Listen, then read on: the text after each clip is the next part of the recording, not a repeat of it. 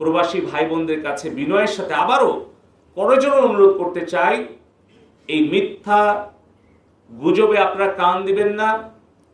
আমাদের দেশের সম্পদ, আমাদের সরকারের যত অবকাঠামো, এগুলো কিন্তু আপনাদের রেমিটেন্সের পয়সা। রেমিটেন্স যারা পাঠানোর বিরুদ্ধে অপপ্রচার করছেন, রেমিটেন্স আপনারা যদি বাংলাদেশে 6 মাস না পাঠান বা আপনারা যদি বৈধ পথে না পাঠান, এই ক্ষতিটা কার হবে?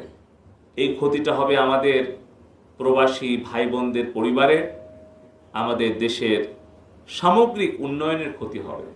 সেতু ভবন যারা ধ্বংস করে,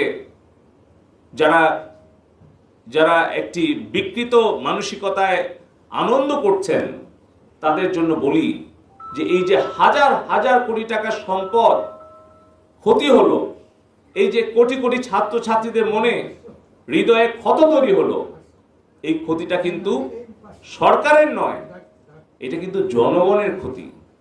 এই এলিভেটেড এক্সপ্রেসওয়ে, এই মেট্রো রেল, পদ্মা সেতু, ডেটা সেন্টার, বাংলাদেশের যত কিছু অবকাঠামো, তার ক্ষতি হলে এটা দেশেরই ক্ষতি হবে, জনগণের ক্ষতি হবে।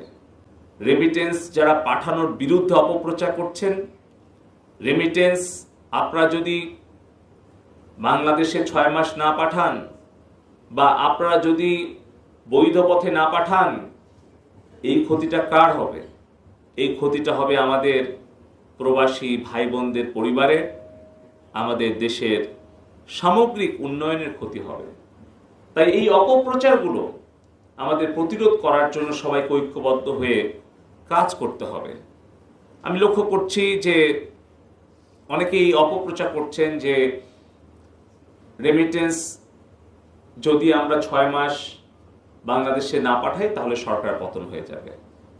একটাবার চিন্তা করেন যে নিজের ক্ষতি করে আরেকজনের ষড়যন্ত্রকে আপনারা সফল করবেন না।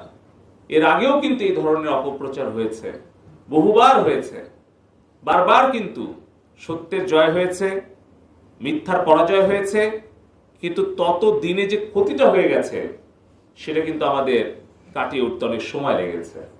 আরেকটা অপপ্রচার আমি দেখতে পাচ্ছি, আমাদের রাজনৈতিক প্রতিহিংসার কারণে অনেকেই আক্রমণ করছেন যে ডাক টেলিযোগাযোগ তথ্য প্রযুক্তি মন্ত্রণালয়ে নাকি আমরা একটা বিশাল প্রকল্প নিয়েছিলাম, যেই প্রকল্পের আওতায় নাকি 6 লক্ষ সাইবার যোদ্ধা তৈরি করার কথা ছিল, সেটা কোথায় গেল?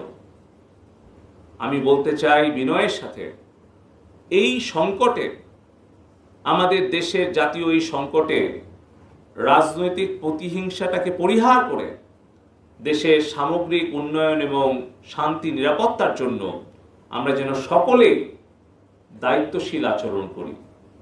এই সময়ে মিথ্যা অপবাদ দিয়ে হয়তো রাজনৈতিক প্রতিহিংসা অনেকে চরিতার্থ করার চেষ্টা করছেন, কিন্তু একটা কথা আমাদের অবশ্যই মনে রাখতে হবে, মিথ্যা দিয়ে সত্যকে সাময়িক ঢেকে রাখা যায়, কিন্তু সত্যের জয় অনিবার্য।